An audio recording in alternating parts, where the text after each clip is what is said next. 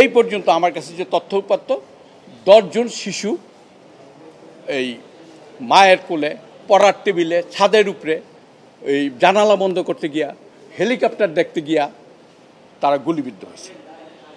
আমার সাবমিশনটা ছিল কোর্টের মধ্যে, আমি এবং গভর্নমেন্টকে 30/7/2024 তারিখে আমি legal notice for justice demand দেই। 31 তারিখে আমি এফিডেভিট করি,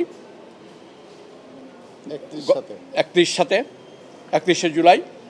গভর্নমেন্টকে কপি সার্ভ করি 1 আগস্ট। 2 আর 3 ছিল শুক্র শনিবার বন্ধ। 4 তারিখে এটা আমি একটা আদালতে ওইটা আমি মেনশন করি। আদালত আমার শুনানিটা গ্রহণ করার জন্য উনি অপারগতা প্রকাশ করে, হয়তো ওনার ব্যস্ততার জন্য বা কোনো কারণে। পরবর্তী সময়ে 4 তারিখেই আমি বিচারপতি জনাব শেখ হাসান আরিফ নেতৃত্বাধীন কোর্টের মধ্যে করি। কালকে হিয়ারিংয়ের জন্য ছিল, কিন্তু অ্যাটর্নি জেনারেল টাইম দিছে। আজকে যেটা বলছি, আজকে সেটা তিনি শুনছেন। আমার মূল সাবমিশনটা হলো যে মায়ের কোলে, ঘরের ভিতরে, ছাদের মধ্যে, বাড়িতে থাকা অবস্থায়, বাড়ি পেরিফেরিতে থাকা অবস্থায় এই শিশু সন্তানরা গুলিবিদ্ধ হলো কিভাবে, এইটার একটা 3 সদস্য বিশিষ্ট জুডিশিয়াল ইনকোয়ারি কমিটি করতে হবে অ্যাট শার্প, উইদাউট ডিলে। আমার পিটিশনটা এটাই আছে, উইদাউট ডিলে। ওই 12 বছর 6 মাস লাগবে তা এ এক। দ্বিতীয় কথা হলো তাদেরকে ন্যূনতম 1 কোটি টাকা করে দিতে হবে, ন্যূনতম। আর pending hearing of the rule, প্রাথমিক অবস্থা তাদেরকে 50 লক্ষ টাকা, প্রত্যেক শিশুকে পিতামাতাকে 50 লক্ষ টাকা করে ক্ষতিপূরণ ইমিডিয়েট এডিন্টিরিম অর্ডার। এবং উইথ রেফারেন্স হিসেবে আমি বলতে চাই, এটা আপনারাও জানেন যে নারায়ণগঞ্জে একটা মসজিদে গ্যাস লিক হইয়া 35 জন লোক মরছিল। সেখানে সেই কেসে কোর্ট 5 লক্ষ টাকা এডিন্টিরিম অর্ডার দিচ্ছিল এবং সেই 5 লক্ষ টাকা তারা প্রত্যেকে পাইছে।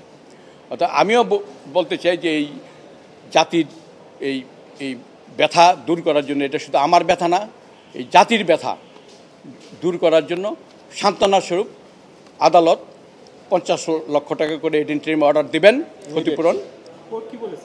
কোর্ট রাষ্ট্রপক্ষকে শুনছে এবং আগামীকাল আদেশের জন্য রাখছে। আমার জীবন ঋতুগুলো জেল হাজত খাটতে খাটতে আমার শরীরের ভিতরে গুলি আছে। আমাকে বাঁচাই থেকে আরেকজন লোক ইব্রাহিম গুলিবিদ্ধ হয়ে মারা গেছে।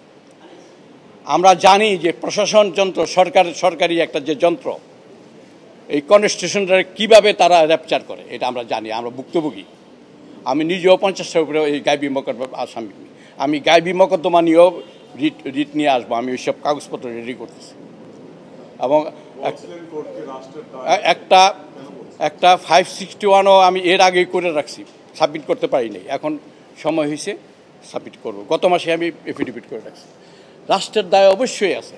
রাষ্ট্র একটা স্বাধীনতা আমাদের কে দিছে? স্বাধীনতা তো আমাদের একটা সংবিধান দিছে। সংবিধানের মধ্যে আন্ডার আর্টিকেল 32 বলা আছে, 31-এ বলা আছে, 27-এ বলা আছে, রাষ্ট্র আমার জীবন, নিরাপত্তা, আইনগত অধিকার সব কিছুকে প্রটেক্ট করবে। রাষ্ট্র প্রটেক্ট করতে পারে নাই।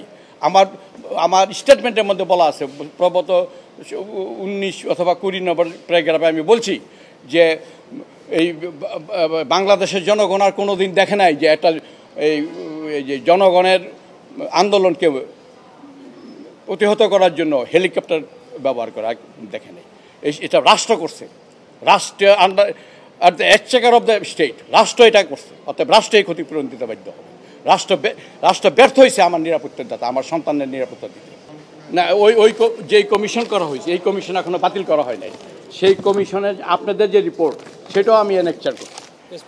সেখানে উনি বলছে, কমিশন বলছে এই আন্দোলন চলাকালে 16 জুলাই সারা দেশে এক আকাঙ্ক্ষিত পরিস্থিতি সৃষ্টি হয়, 6 জন ব্যক্তি মৃত্যুবরণ করে।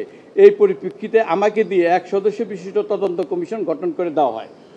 এই কমিশনের একমাত্র দায়িত্ব হইল ওই 16 জুলাইয়ের একদিনের ঘটনা। অবশ্যই স্বাধীন হয়েছে, দেশ স্বাধীন হয়েছে।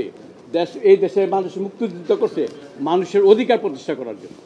এই দেশের মানুষ মুক্তিযুদ্ধ করছে, খায়া না খায়া মানুষ, এই দেশের মানুষ মুক্তিযুদ্ধের পক্ষে ছিল 10% লোক, 2-4 জন, হাতে গোনা 2-4 জন ছাড়া পাকিস্তানের পক্ষে ছিল 2-4 জন, কিন্তু 10% লোক ঐক্যবদ্ধভাবে এই স্বাধীনতার পক্ষে ছিল। সেই স্বাধীন দেশে আমার সন্তান ঘরে বসে গুল্লিবিদ্ধ হবে, এটা কোনোভাবে মেনে নেওয়া যায় না।